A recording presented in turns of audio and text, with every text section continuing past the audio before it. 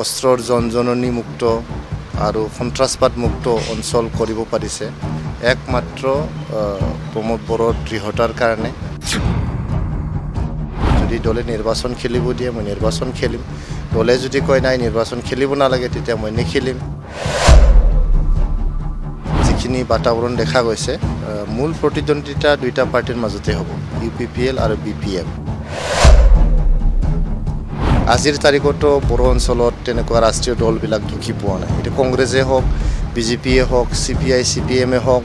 বা কোনোবা বেলেগ ৰাষ্ট্ৰীয় দলবিলাকেই হওক, বড়ো অঞ্চলত মানে সোমোৱাটো ইমান ইজি নহয়। নমস্কাৰ, দ্য নিউজ প্লাছৰ বিশেষ অনুষ্ঠানলৈ আপোনালোকক স্বাগতম জনাইছোঁ। আজি মই এগৰাকী বিশিষ্ট ব্যক্তিৰ সৈতে উপস্থিত আছোঁ। তেখেত হ'ল UPPLৰ সাধাৰণ সম্পাদক ৰাজু নাৰ্জাৰী ডাঙৰীয়া। নাৰ্জাৰী ডাঙৰীয়া, আমি আপোনাক DA নিউজ প্লাছৰ এই অনুষ্ঠানলৈ স্বাগতম জনাইছোঁ। আমি যি BTC সমাগত নিৰ্বাচন, এই BTC সমাগত নিৰ্বাচন কেন্দ্ৰিক কিছু ৰাজনৈতিক কথা বতৰা আপোনাৰ সৈতে পাতিম। তদুপৰি BTRৰ আৰ্থসামাজিক দিশৰ ওপৰতো কিছু কথা আপোনাৰ সৈতে পাতিম। পোনপ্ৰথমে আপোনাক ৰাজনৈতিক প্ৰশ্ন এটাই কৰিব বিচাৰিছোঁ। সন্মুখত যিহেতু BTC নিৰ্বাচন আৰু দ্বিতীয়বাৰৰ বাবে BTCৰ শাসনৰ বাগজৰি, BTCৰ ক্ষমতা আপোনাৰ দলৰ হাতলৈ যাব। নিশ্চয়, যিহেতু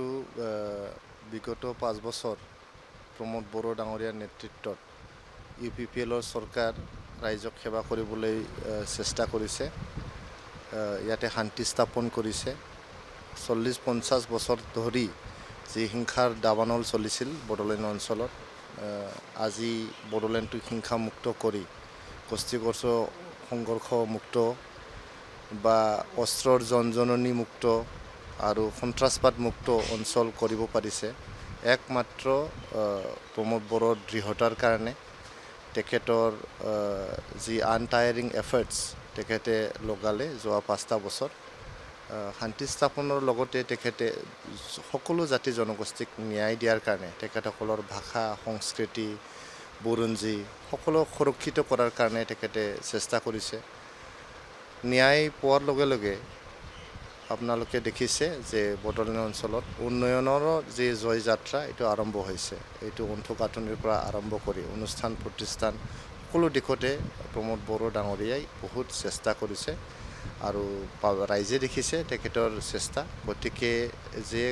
ৰাইজক সেৱা কৰিলে,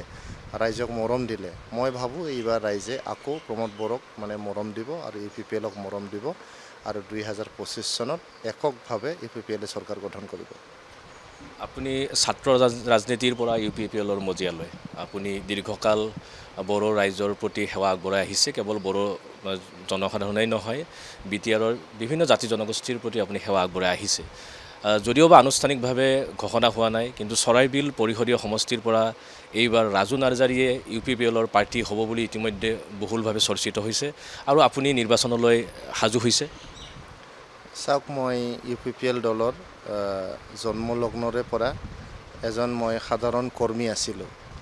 UPPLৰ আগত এইটো দল BPPF বুলি জনা গৈছিল। BPPFৰো মই সাধাৰণ কৰ্মী বা সমৰ্থক আছিলোঁ। BPPF দলৰ মই একদম সাধাৰণ এজন কৰ্মী আছিলোঁ। মই মিটিং মাতি দিয়া, মিটিঙত মানুহ লৈ যোৱা, পোষ্টাৰ টাংগাই দিয়া, মাইক লৈ পেলাই পাব্লিক এনাউন্সমেণ্ট কৰা, চাহ পানী দিয়া আদিকে কৰি মই বহুত কাম কৰিছিলোঁ। যিহেতু মই এজন সৰু ৱৰ্কাৰ আছিলোঁ, একদম কমন এজন ৱৰ্কাৰ আছিলোঁ। তাৰে পৰা আজি দলে মোক এটা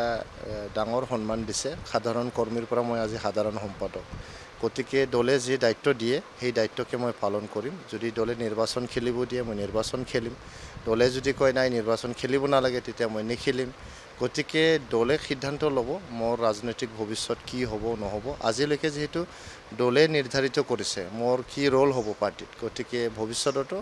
মই দলৰ শীৰ্ষ নেতৃত্বৰ ওপৰত এৰি দিছোঁ মোৰ ৰাজনৈতিক ভৱিষ্যত কেনেকৈ তেখেতসকলে লৈ যাব বিচাৰিছে, এই তেখেতসকলৰ ওপৰতে এইটো মানে ডিপেণ্ড কৰিব। মই যদি সুযোগ পাওঁ ৰাইজক সেৱা কৰিবলৈ বা ৰাইজৰ প্ৰতিনিধি হ'বলৈ, মই সদায় যেনেকৈ আপুনি ক'লে যে মই যোৱা 20-25টা বছৰ ৰাইজক সেৱা কৰি আহিলোঁ, গতিকে মই ৰাইজৰ প্ৰতিনিধি হ'লেও সেৱাৰ মনোভাৱ দি মই কাম কৰি যাম। দলে যি দায়িত্ব আপোনাৰ দিছে সেই দায়িত্ব কাণ পাতি লৈ আপুনি আজিলৈকে নিষ্ঠা সহকাৰে সেই দায়িত্ব পালন কৰি আহিছে। নিশ্চয়কৈ আমি বিচাৰিম যে আপোনাৰ ওপৰত দলে আৰু গধুৰ দায়িত্ব দিয়ক আৰু চৰাইবিল সমষ্টিৰ পৰা এইবাৰ প্ৰতিদ্বন্দ্বিতা কৰি আপুনি BTC চৰকাৰৰ গঠনৰ ক্ষেত্ৰত আপোনাৰো অৰিহণা থাকক তাতে। ৰাজনৈতিক আৰু প্ৰশ্ন মই আপোনাক কৰিম। এইবাৰ BTC নিৰ্বাচনত যুঁজখন ত্ৰিকোণীয় হ'ব নেকি? ইয়াতে ত্ৰিকোণীয় হোৱাৰ সম্ভাৱনাটো বহুত ক্ষীণ। গোটেই BTRত মানে যিখিনি বাতাবৰণ দেখা গৈছে, মূল প্ৰতিদ্বন্দ্বিতা দুইটা পাৰ্টিৰ মাজতে হ'ব, UPPL আৰু BPF। আৰু আপোনালোকে জানে 40টা পৰিষদীয় সমষ্টিত ইয়াতে 30টাই জনজাতিৰ কাৰণে ৰিজাৰ্ভ আছে। 30টাই মানে ST ৰিজাৰ্ভ হয়, 10টাটো জেনেৰেল আৰু জেনেৰেল ৰিজাৰ্ভ আছে। অ'পেন আৰু জেনেৰেল ৰিজাৰ্ভ আছে, 5টা অ'পেন আৰু 5টা জেনেৰেল ৰিজাৰ্ভ আছে। গতিকে ত্ৰিকোণীয় বা চাৰিকোণীয়া বা তেনেকুৱা মাল্টি মানে পাৰ্টি এটা কণ্টেষ্ট হোৱাৰ আশাটো 10টা ছিটতে আছে। গতিকে 30টা ছিটত মই ভাবোঁ যে ষ্ট্ৰেইট এইটো ফাইট হ'ব UPPL আৰু BPFৰ। আৰু যিহেতু আজিৰ তাৰিখত BPFে বহুত দুৰ্বল হৈ গ'ল, বহুত নেতা কৰ্মী BPFৰ আজি BPFত নাই, তেখেতসকলে বিভিন্ন দলত গুচি গ'ল। বেছিকৈ UPPL দলতে যোগদান কৰিছে। আপোনালোকে জানে যে মাননীয় চন্দন ব্ৰহ্ম মানে 3বাৰৰ কেবিনেট মিনিষ্টাৰ আছিলে, তাৰপিছত মাননীয় খাম্পা বৰগোহাঞি 3বাৰৰ ডেপুটি চিফ আছিলে, ভাইচ প্ৰেছিডেণ্ট আছিলে পাৰ্টীৰ, হিতেশ বসুমতাৰী MLA আছিল, EM আছিল। তেনেকুৱা বহুত নেতা কৰ্মী আজি BPF দলত নাই। গতিকে BPFৰ যি মিছন, BPFৰ যে কেম্পেইন, এইটো তৃণমূল পৰ্যায়লৈকে লৈ যোৱাৰ কাৰণে তেখেতসকলৰ যথেষ্ট কৰ্মী নাই। এইটো পৰিৱেশত মই ভাবোঁ যে UPPLৰ এইবাৰৰ নিৰ্বাচনত কমচে কম ইমান ডাঙৰ প্ৰতিদ্বন্দ্বিতা দিব পৰা, মানে টাফ কণ্টেষ্ট দিব পৰা পাৰ্টি BTRত এইবাৰ নাই বুলি মই ভাবোঁ। এটা কথা সম্প্ৰতি কেৱল BTRৰ ৰাজনীতিয়ে নহয়, অসমৰ ৰাজনীতিত এটা কথা চৰ্চিত হৈছে বা আলোচিত হৈছে যে BJPৰ যি আগ্ৰাহী ভূমিকা, এই BJPৰ এই ৰাষ্ট্ৰীয় দল এটাৰ আগ্ৰাহী ভূমিকাই BTRত যি আঞ্চলিক মূল যি দুটা দল BPF আৰু UPPL, আপোনাৰ দল আৰু আপোনাৰ প্ৰতিপক্ষ দল, দুয়োটা দলৰ অস্তিত্বৰ প্ৰতি কিছু কিছু ক্ষেত্ৰত ভাবুকি আনিব পাৰে, এনে এক শংকা প্ৰকাশ কৰা হৈছে। এই শংকাটো কিমান দূৰ সঁচা? এইটো মই ভাবোঁ আপোনালোকে যদি অলপ মানে হিষ্ট্ৰীত গুচি যায়, মানে বেলেগ ঠাইৰ কথা মই বেছি ক'ব নোৱাৰোঁ, কিন্তু বড়ো ভূমিৰ কথা মই ক'ব বিচাৰোঁ যে বড়ো ৰাজনীতিৰ কথা যদি আপুনি অলপ মানে কিবা কৰি চায়, ভিতৰত সোমাই পেলাই চায়, তো আপুনি দেখিব যে আঞ্চলিক দল আজিৰ নহয়। তো 1933 চনতে 1933 ইফ আই এম কাৰেক্ট, তেতিয়াই ট্ৰাইবেল লীগ গঠন কৰি পেলাই ৰূপনাথ ব্ৰহ্ম, ভীমবৰ দেউৰী তেখেতসকলে যে জনজাতীয় ৰাজনীতি কৰিবলৈ এটা চেষ্টা কৰিছে ব্ৰিটিছ দিনৰ পৰাই। আৰু 1967তে PTCA গঠন হৈছে। তাৰ পিছৰ পৰাই বড়ো ভূমিৰ যি আঞ্চলিকতাবাদ এইটো মানে চলি আহি আছে। তো এইটো যদি বেলেগ জিলা বা বেলেগ অঞ্চলৰ আঞ্চলিকতাবাদ বুলি ভাবি ৰাষ্ট্ৰীয় দলবোৰে যদি অলপ মানে আগ্ৰাসী মনোভাৱ লৈ পেলাই কাম কৰিবলৈ আহে, এইটো ইয়াত প্ৰযোজ্য নহ'ব, ইমান ফলপ্ৰসূ হ'ব বুলি মই নাভাবোঁ। যে ইয়াতে জনজাতীয় যি আঞ্চলিকতাবাদ এইটো বহুত মেচিয়ৰ্ড আঞ্চলিকতাবাদ হয়। গতিকে আজিৰ তাৰিখতো বড়ো অঞ্চলত তেনেকুৱা ৰাষ্ট্ৰীয় দলবিলাক ঢুকি পোৱা নাই। এইটো কংগ্ৰেছে হওক, BJPয়ে হওক, CPI CPMয়ে হওক বা কোনোবা বেলেগ ৰাষ্ট্ৰীয় দলবিলাকেই হওক, বড়ো অঞ্চলত মানে সোমোৱাটো ইমান ইজি নহয়। একজন দুইজন তেনেকৈ নেতা পালি নেতা হয়তো গৈছে, কিন্তু ভিতৰত একদম সোমাই যোৱাটো ইমান মানে ইজি নহয়। গতিকে মই ভাবোঁ যে এইবাৰ নিৰ্বাচনৰ ফলাফলতো আপোনালোকে দেখা পাব যে ইয়াতে বড়ো ভূমিৰ যি আঞ্চলিকতাবাদ ইয়াৰে জয় হ'ব। আৰু এটা প্ৰশ্ন মই আপোনাক কৰিব বিচাৰিম যে ইতিমধ্যে UPPL আৰু BPFৰ একত্ৰীকৰণৰ প্ৰসংগ এটা উত্থাপন হৈছে, যে দুয়োটা ৰাজনৈতিক দল বড়ো জাতিৰ সামগ্ৰিক উন্নয়নৰ স্বাৰ্থত, বড়ো জাতিৰ সামূহিক স্বাৰ্থত দুয়োটা ৰাজনৈতিক দল এখন মঞ্চত থিয় হ'ব লাগে আৰু এই বিষয়ত এপছু বড়ো সাহিত্য সভাৰ দৰে জাতীয় সংগঠনে কিছু কিছু ভূমিকাও পালন কৰিছে এনে এক সম্ভাৱনা সম্ভৱ হয়নে এই বিষয়টো বা দুয়োটা ৰাজনৈতিক দল এখন মঞ্চত লগ লাগিব পাৰিবনে এইটো একদম সম্ভৱ হয় আপুনি জানে যে দুইটা দলৰো লক্ষ্য আৰু উদ্দেশ্য মানে একেই ক'ব পাৰি বিটিআৰ অঞ্চলৰ ৰাইজক সেৱা কৰাটোৱে ইউপিপিএলৰো উদ্দেশ্য বিপিএফৰো উদ্দেশ্য বিটিআৰ অঞ্চলটোক আগুৱাই নিয়া বিটিআৰ অঞ্চলৰ ৰাইজক ন্যায় দিয়া বিটিআৰ অঞ্চলক সেৱা কৰি যোৱাটোৱে ইউপিপিএল আৰু বিপিএফৰে লক্ষ্য আজি বিটিআৰ এটা এডমিনিষ্ট্ৰেটিভ চিষ্টেম হোৱাৰ কাৰণে এটা ৰুলিং পাৰ্টি থাকিব লাগে এটা অপজিশ্যন থাকিব লাগে গণতান্ত্ৰিক এটা সেটআপত ডেমক্ৰেটিক এটা সেটআপত যেতিয়া চৰকাৰ গঠন হয় তাৰ এটা অপজিশ্যন পাৰ্টি থাকিবই লাগে আগত বিপিএফে চৰকাৰত আছিল ইউপিপিএলে অপজিশ্যনত আছিল আজি ইউপিপিএলে চৰকাৰত আছে বিপিএফে অপজিশ্যনত আছে এইটো এটা ৰুটিন কথা হয় ইয়াত মানে এইটো মানে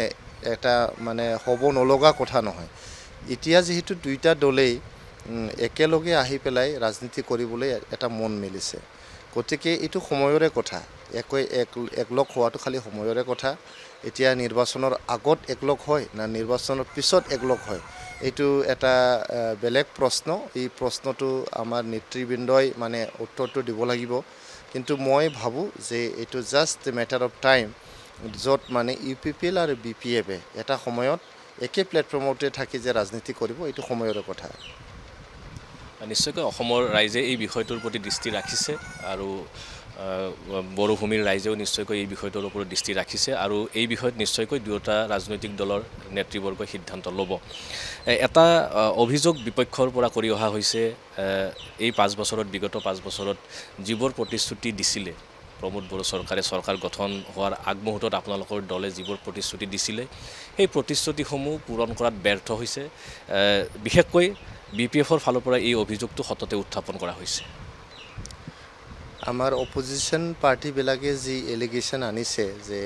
ইউপিপিএলে প্ৰতিশ্ৰুতি পূৰণ কৰিব পৰা নাই কোনটো প্ৰতিশ্ৰুতি পূৰণ কৰিব পৰা নাই আমাক অলপ মানে যদি উনুকিয়াই দিয়ে তেতিয়া ভাল হ'ব আমি মাটি পাট্টা দিম বুলি কৈছিলোঁ প্ৰায় 3.5 লাখ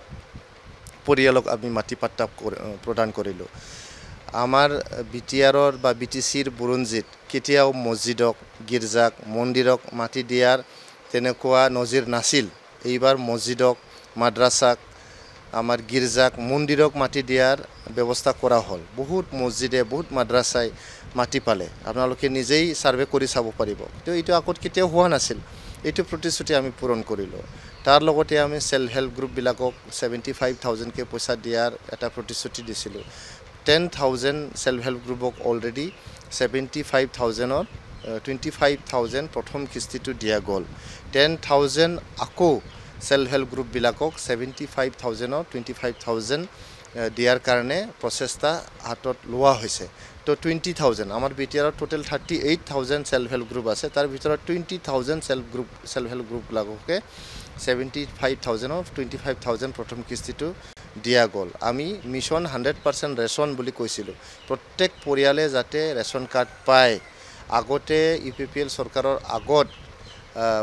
পৰিয়ালবিলাকে মানুহে ৰেচন কাৰ্ড বিচাৰি হাবাথুৰি খাব লগা হৈছিল এতিয়া আমাৰ বিচিডিসি মেম্বাৰ চেয়াৰমেনবিলাকে ঘৰে ঘৰে গৈ পেলাই ৰেচন কাৰ্ড দিছে গতিকে আমি ছাত্ৰ সমাজক প্ৰতিশ্ৰুতি দিছিলোঁ যে আমি গুণগত শিক্ষা মানে দিম বুলি গতিকে আপোনালোকে চাব আজি আমাৰ বিটিআৰৰ যি ডিস্ট্ৰিক্টবিলাক আছিলে আগৰ ৰিজাল্টবিলাকত 5 বছৰৰ আগত লাষ্টত থাকিছিল এতিয়া আমাৰ বিটিআৰৰ ডিস্ট্ৰিক্টবিলাক চিৰাং ডিস্ট্ৰিক্টে কওক বাক্সা ডিস্ট্ৰিক্টে কওক মানে প্ৰথম 4 ডিস্ট্ৰিক্ট হিচাপে এতিয়া ওলাই আহিছে গতিকে গুণগত শিক্ষা দিয়াটো আমি মানে সফল হৈছোঁ তাৰ উপৰঞ্চি আপোনালোকে দেখা পাব যে যোনটো আগতে এইবিলাক মানে নজিৰে নাছিল যে বডোফা সুপাৰ 50 মিছন যাৰ দ্বাৰা দি ইঞ্জিনিয়াৰিং মেডিকেল এপিএসসি ইউপিএসসিৰ কাৰণে দিল্লীত লৈ যাই পেলাই ফ্ৰী কোচিং দিয়া হৈছে এই কোচিংৰ পৰা আপোনালোকে চাব আজি এপিএসসি ৰিজাল্টত আমাৰ বিটিআৰৰ পৰা 50 জন 60 জন ওলাই আহি আছে প্ৰত্যেক বছৰে আগত 2 জন 3 জন ওলোৱাটোৱে টান আছিল এতিয়া 50 জন 60 জন ওলাই আছে আছে IITত এডমিশ্যন আমি 50 জন সুপাৰ 50ৰ পৰা মানে 10 জন 12 জন IIT NITত 30 জন 35 জন এডমিশ্যন পাই আছে মেডিকেলত অলমোষ্ট 10% তেনেকুৱা এডমিশ্যন পাই আছে আমাৰ বড়োফা সুপাৰ 50 মিছনৰ পৰা তো তেনেকুৱা কাম কৰাৰ পিছতো যদি অপজিশ্যনে কয় যে আমি প্ৰতিশ্ৰুতি মানে পূৰণ কৰাত মানে ব্যৰ্থ হৈছোঁ বুলি তো তেখেতসকলে আঙুলিয়াই দিয়ক অনুকিয়াই দিয়ক যে এইটো প্ৰতিশ্ৰুতি আমি দিছিলোঁ কিন্তু আমি কৰিব নোৱাৰিলোঁ বুলি তেখেতসকলে ক'লে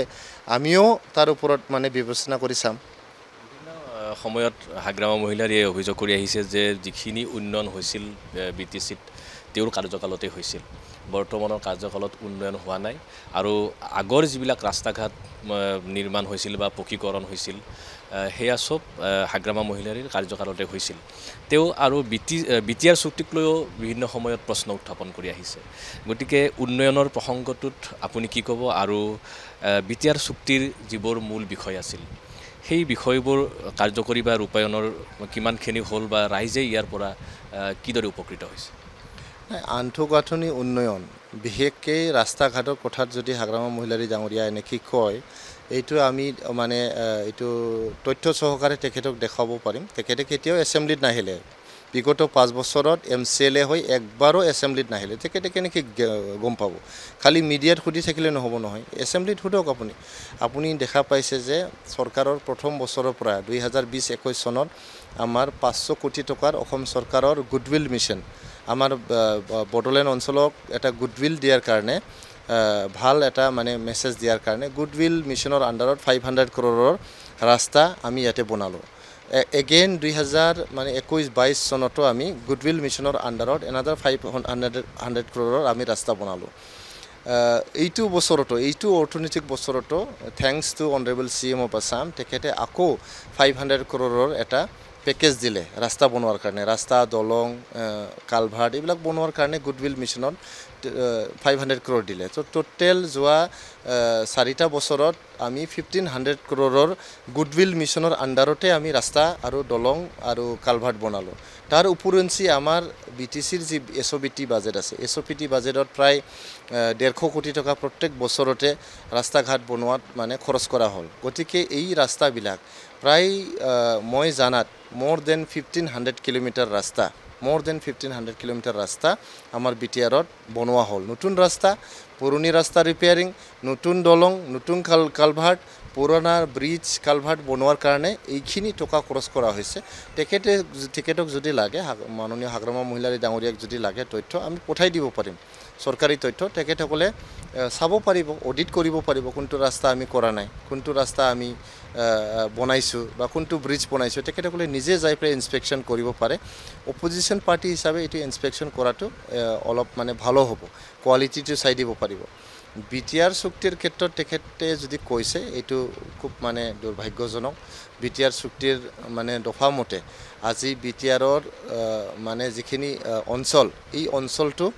মানে গহপুৰলৈকে গুচি গ'ল আমাৰ বাউণ্ডাৰীটো গহপুৰলৈকে গুচি গ'ল শোণিতপুৰ বিশ্বনাথৰ প্ৰায় 81টা গাঁও 81টা গাঁও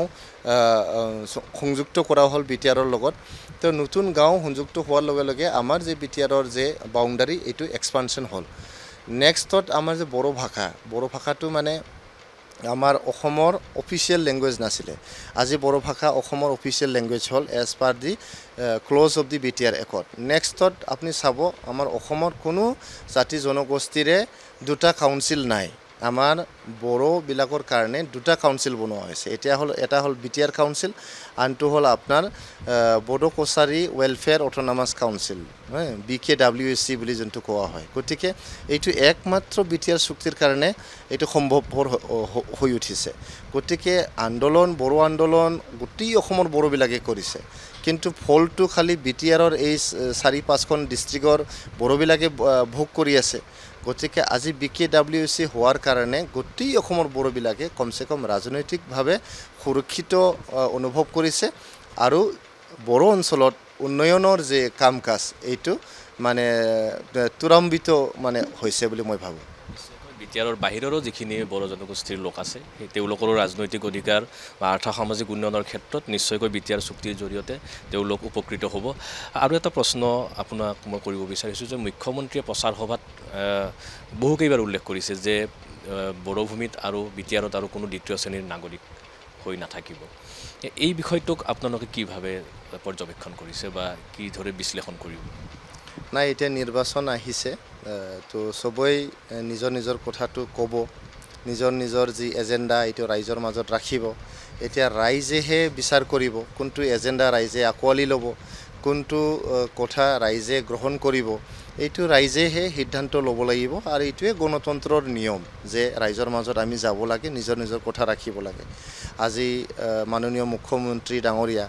আমাৰ অভিভাৱক স্বৰূপ আমাৰ তেখেতে সুপ্ৰিম লিডাৰ হয় যোৱা 5টা বছৰ তেখেতৰ নেতৃত্বতে আমি কাম কৰিলোঁ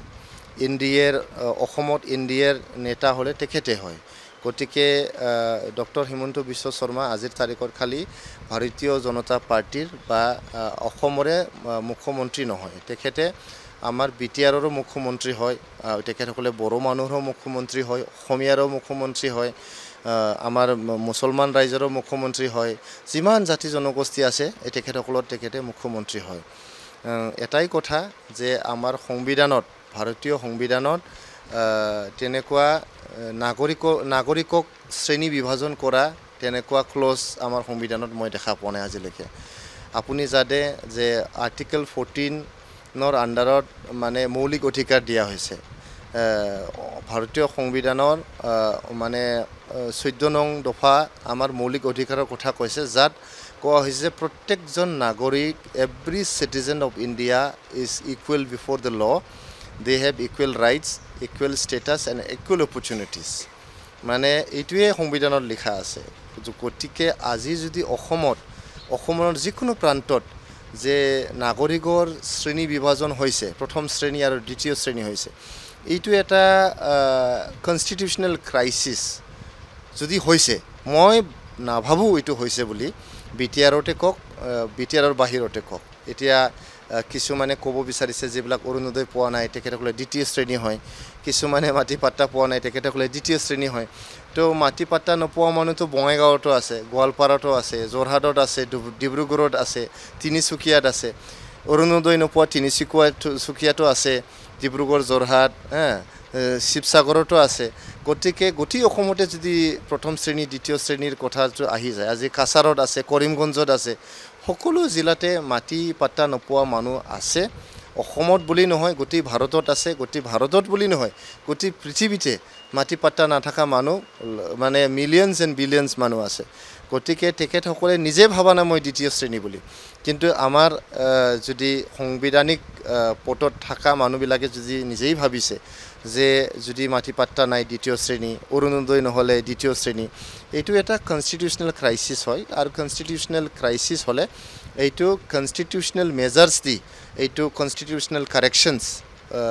কৰাটো মানে বাঞ্ছনীয় আৰু এইটো থ্ৰু মানে এছেম্বলি ৰেজলিউশ্যন থ্ৰু মানে পাৰ্লিয়ামেণ্ট ৰেজলিউশ্যনছ এই যে ইছ্যু আছে যে আজি আমাৰ দেশত দ্বিতীয় শ্ৰেণী বা প্ৰথম শ্ৰেণী তৃতীয় শ্ৰেণী যে নাগৰিক ওলাই গ'ল এইটো যাতে নহয় আমাৰ যেনেকৈ বৰ্ণবাদ আছে এই বৰ্ণবাদ আমি নিষেধ কৰাৰ কাৰণে বহুত আইন বহুত মানে কাম কাজ বহুত কিবা কিবি কৰিলোঁ গতিকে ই যে নাগৰিকত্বৰ যে বিভাজন এই বিভাজনটো শেষ কৰিবলৈ আমি এটা সাংবিধানিক আমি কিছুমান কাম কৰিব লাগিব যদি হৈছে মইতো ভাবা নাই হৈছে বুলি যদি হৈছে এইটো কিছুমান আমাৰ মানে এছেম্বলি আৰু পাৰ্লিয়ামেণ্টৰ ইণ্টাৰভেনশ্যন লাগিব আৰু হয়তো আমি ভাবিব লাগিব যে কনষ্টিটিউচনেল যদি ক্ৰাইচিছ হৈছে আমি সংবিধানৰো কিছুমান হাল সলনি আমাৰ দৰকাৰ পৰিব নেকি আমাৰ একদম এক্সট্ৰিম কিছুমান আমাৰ ইনিচিয়েটিভ ল'ব লগা হ'ব পাৰে যদি সঁচা হৈছেকৈ এইটো হৈছে এয়া হয়তো মুখ্যমন্ত্ৰীৰ ৰাজনৈতিক কথাও হ'ব পাৰে যি কি নহয় সময়ত আমি গম পাম মুখ্যমন্ত্ৰীৰ যি কথা তেওঁ কৈছে সেই কথাৰ গুৰুত্ব পৰৱৰ্তী সময়ত কিমান থাকে